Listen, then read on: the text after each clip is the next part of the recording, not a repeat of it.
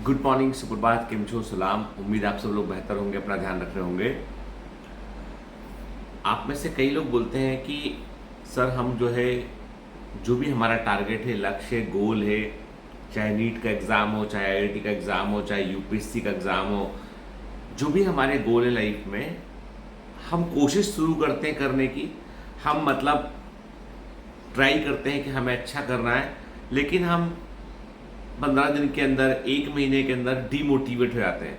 फिर लगने लगता है कि पता नहीं हमारे बस का है भी कि नहीं है, हम कर पाएंगे नहीं कर पाएंगे, वो भी टेंशन आता है। और कई बार एग्ज़ाम के पहले हमारे हाथ पैर फूल जाते हैं और एग्ज़ाम के पहले हम गलती कराते हैं, और ऐसा 2-3 साल से हो रहा है।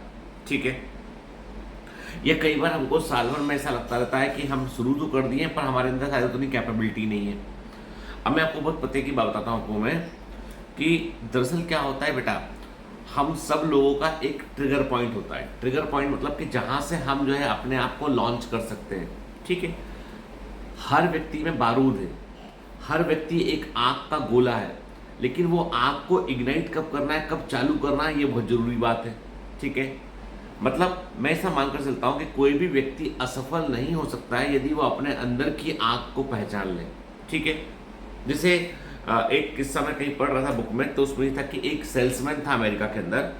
वो सेल्समैन जो है वो, उसके बारे में, उसका जो स्टोर का जो मालिक था, जो स्टोर में वो सेल्समैन था, उस स्टोर का जो मालिक है वो हमेशा बुराई करता था, कह रहा था कि भाई ये सेल्समैन ठीक से काम नहीं करता है, अपने ग्राहकों पर, अपने कस्टमर पर अटेंशन नहीं देता है, इसको सिर्फ कमीशन चाहिए होता है, थोड़ी सी सेल करता है, ये तो बोझ बन चुका है, इसको तो मैं निकाल दूंगा एक दिन, ऐसा वो कह रहा होता। तो उस समय एक वहाँ पर कोई जो है वो साइकोलॉजिस्ट वहाँ भेजे बैठे होते हैं, तो वो उसके मित्र हो गए मनोवैज्ञानिक।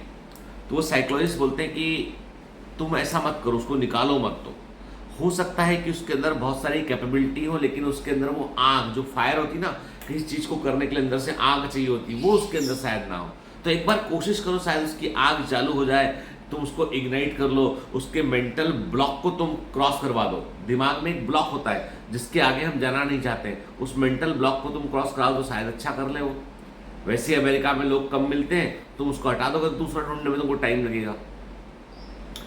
अब वो 2-3 दिन बाद उस सेल्समैन को अपने पास बुलाता है, स्टोर का मालिक बोलता है कि देखो भैया ना, मैं तुमको आज जो बातें बोलूंगा एकदम सच सच बातें बोलूंगा, और तुम हिम्मत रखना सुनने की उन्हें। तो बोला जी सर बोलिए।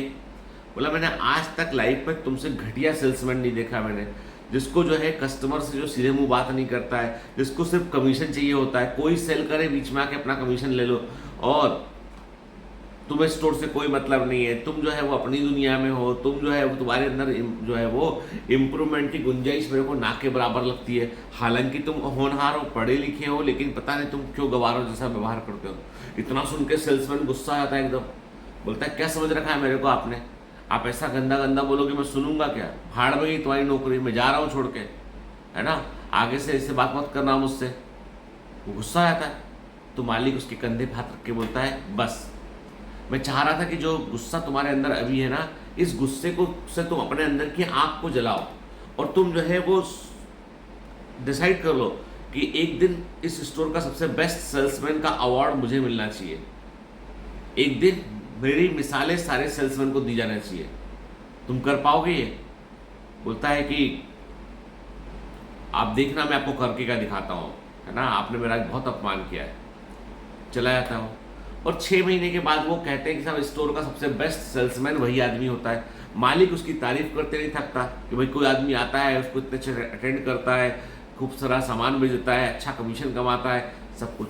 तो पॉइंट ये है कि वो ये वही व्यक्ति था जो असफल था, ये वही व्यक्ति जो सफल है, और जो डिफरेंस क्रिएट हुआ ना, वो अंदर की आग के कारण हुआ। हम और आप, इनमें सफलता असफलता में जो डिफरेंस होता है ना बेटा हमारे अंदर, आपके अंदर, वो क्यों होता है? वो होता है कि हम अपने मन की आग को यदि जो है वो सुलगाएंगे नहीं, भड़काएंगे नहीं उसको, और एक ज्वाला के समान, उजियारा उजाला करने वाली ज्वाला के समान, फायर के समान फील नहीं करेंगे, तो कैसे काम चलेगा? ठीक है, लाइफ में कई बार है ना, आपको कोई कोई चीज क्रॉस करनी है, कोई स्पीड ब्रेकर क्रॉस कर रहा है, या कोई बाधा क्रॉस करनी है, तो आपको अपनी स्पीड थोड़ी सी बढ़ानी पड़ेगी। आपको अपने अंदर थोड़ा दम एक बार जम से लगाना पड़ेगा, तो आप क्रॉस कर जाएंगे। अब आप यदि वही एनर्जी से वही काम सेम टाइप की चीज़ें बार बार करेंगे तो रिजल्ट भी सेम आएगा। सेम टाइप की चीज़ों को सेम प्रकार से सेम तरीके से बार बार करने पर आप बताओ रिजल्ट अलग कहाँ से आएगा। तो जिन बच्चों ने 5 अटेम्प्ट है, 4 अटेम्प्ट है, 6 अटेम्प्ट है, तो बेटा तुमने सिर्फ अटेम्प्ट के नंबर गिने तुमने, ठीक है। अब तुम चाहे परिस्थितियों को दोष दे लो, अच्छा बुरा कह लो, जो तुम्हें कहना है, लेकिन सच तो ये है कि तुमको परिस्थितियाँ जो है वो अपने अंदर खींच के तुमको लेवल डाउन कर देती है वो, क्योंकि तुम उनके शिकंजे में जाते हो। तो जैसे यदि हम यहाँ से जो है वो एक आदमी गुलेल मार के एक पक्षी को मारना चाहता है, मान लो उसने सोचा कि आसमान में पक्षी उड़ रहे हैं, मैं गुलेल से किसी को मारता हूँ, तो गुलेल से कभी चीलों के शिकार नहीं हुआ करते, गुलेल से कभी चील का बाज का शिकार नहीं होता है, गुलेल से छोटी चिड़िया मारता है आदमी, ठीक है। तो उस बाज के समान ऊपर उड़ना सीखो, सबके अंदर कैपेबिलिटी है। तो बेटा कभी भी अपने सपने को जो है वो सेक्रीफाइस मत करना, ठीक है। कल मेरे पास एक कमांडो का फ़ोन आया, वो जो है वो उसने क्या किया, उसने जो है वो अपना बी फार्मा कर चुकी है, वो बी फार्मा किया उसने।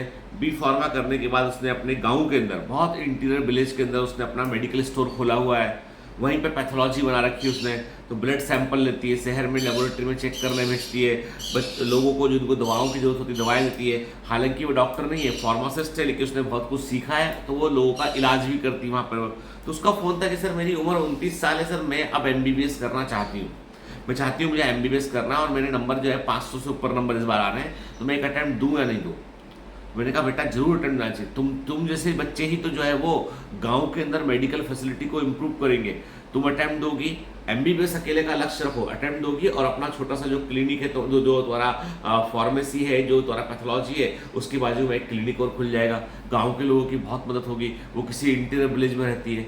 तो ऐसे लोग जब आगे आएंगे ना, तो उनके लिए उम्र कोई क्राइटेरिया नहीं है कि उम्र तो अभी बचा भी नहीं, नेट में क्राइटेरिया कोई। पर मैं वही बोलता हूँ, MBBS की डिग्री में उम्र मत देखिए, MBBS की डिग्री जो जीवन भर रहती है, MBBS की डिग्री जीवन भर रहती है। डॉक्टरी का प्रोफेशन जब तक आप जीवित रहते हो तब तक आप कर सकते हो।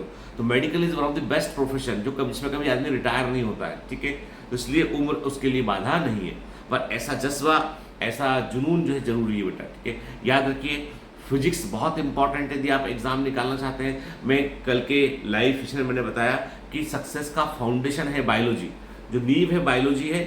सक्सेस को इंश्योर कर रहे काम करता है केमिस्ट्री, और रैंक दिलवाता है फिजिक्स। फिजिक्स नहीं अच्छा होगा तो रैंक बहुत पीछे आएगी, केमिस्ट्री नहीं अच्छा होगा तो आप सिलेक्शन के नंबर तक पहुंच ही नहीं पाओगे, बायोलॉजी अच्छा नहीं होगा तो आप कंपटीशन से बाहर हैं। समझ में आई बात, ठीक है। तो नीट के लिए गंभीरता से पढ़िए, अपने अंदर के बारूद को चालू कर लीजिए। कल से टारगेट बेस शुरू हो रहा है, तो बत्ती लगा के एकदम चालू रखना है, कि अपने आप को चार्ज रखना है बेटा, ठीक है। चलिए, have a great day, all the best, bye bye.